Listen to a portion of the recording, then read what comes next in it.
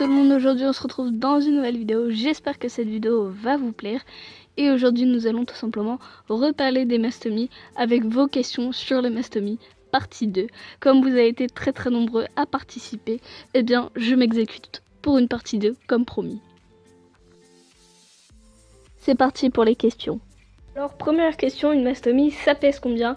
Eh bien tout simplement ça dépend de la morphologie de la mastomie, mais moi mes mastomies ils pèsent entre 65 grammes et 69 grammes.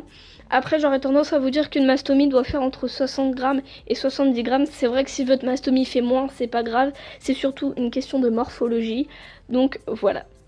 Autre question, en quoi une mastomie est différente des souris et qu'est-ce que ça mange? Alors c'est différent des souris parce que tout simplement c'est une espèce à part entière des souris.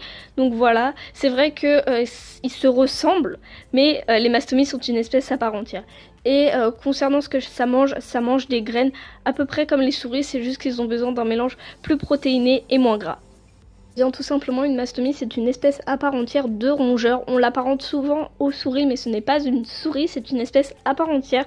Donc les mastomies sont originaires d'Afrique en règle générale, et c'est légèrement plus gros qu'une souris. C'est plus au niveau de la taille d'une gerbille à un rat, ça dépend. Et je vous mettrai toutes les espèces de mastomies à l'écran.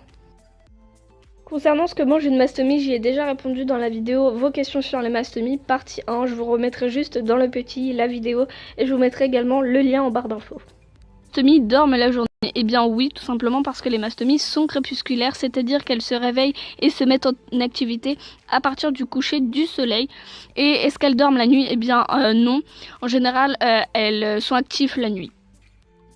Concernant le mode de vie idéal pour une mastomie, je suppose que tu parles de tout ce qui est cage, accessoires et nourriture. Donc nourriture, j'ai répondu précédemment.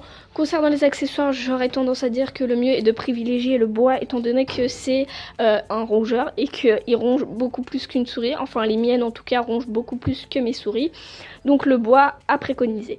Et concernant la taille de la cage, alors ça c'est un long débat étant donné que sur internet vous trouvez des sites qui disent qu'il faut un 60 x 40 pour 3 mastomies. Je trouve ça beaucoup trop petit étant donné qu'une mastomie c'est plus gros qu'une souris. J'aurais tendance à dire qu'il faut un plus grand habitat.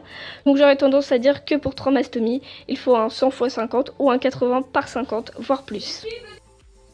Combien de portées par an et combien de petits peuvent faire la mastomie? Eh bien la mastomie c'est un animal très prolifique.